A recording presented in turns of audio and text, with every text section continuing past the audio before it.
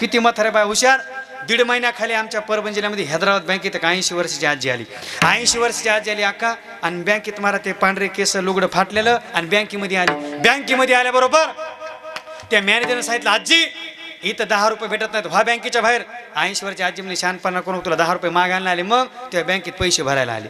म्हणजे आजी तुमच्याकडे किती पैसे आहेत? म्हणजे हा 30 लाख रुपये. 30 लाख रुपये म्हणजे 3 तांबे पाणीच पेले मॅनेजरनं. म्हणजे काय रोटच रान इकलंय का काय पेन्शन आहे? मी जास्त बोलू नको. मी बुद्धी माझी की बुद्धी कोणाकडे नाही. बीड जिल्हा, परभणी जिल्हा, हिंगोली, नांदेड मी लोक असं पैंजा लावते पैंजा आणि पैंजा लावलं 30 लाख रुपये जमा केले. म्हणजे एवढ्या हुशार आहेत का तुम्ही? हा ते मॅनेजर मला माझ्यासोबत पैन लावता म्हणजे तुझ्यासोबत म्हणजे केवढ्यानं? म्हणजे 1-1 लाख रुपयानं. लागली का? लागली. म्हणजे काय आजीने सांगितलं, मॅनेजर तुमच्या डोक्यावर जे केस आहेत ना केस हे काय ओरिजिनल आहे, ते डुप्लिकेट आहे. तुम्ही ते टोप बसवलेला आहे. आजी ओरिजिनल डुप्लिकेट ओरिजिनल डुप्लिकेट 1-1 लाखाची पैंज लावली. मला CCTV ते रेकॉर्डिंग झालं. आजीने सांगितलं उद्या 11 वाजता वकील आणते, सिद्ध करून दाखवते तुझ्या डोक्यावरले केस कसे आहेत, डुप्लिकेट आहेत. 11 वाजता वकील आणला. असा वकील उभा केला, ते मॅनेजर उभा केला. आजीने सांगितलं, वकील साहेब ह्या मॅनेजरचे डोक्यावरले केस डुप्लिकेटेड नाही, ओरिजिनल डुप्लिकेट ओरिजिनल. आजी म्हणजे ओरिजिनल आहेत का? म्हणजे हा. मग मला असे लुचून बघू दे, उपटून बघू दे. ते मला काय करा, 1 लाख रुपयाचा प्रश्न होता. आजीने असे केस धरले, जोर जोरात लुचू लागली. जशी लुचू लागली आणि बाजूचा वकील होता सोळंकीत आजी ते दनादन भेटायला हाणून घेऊ लागला.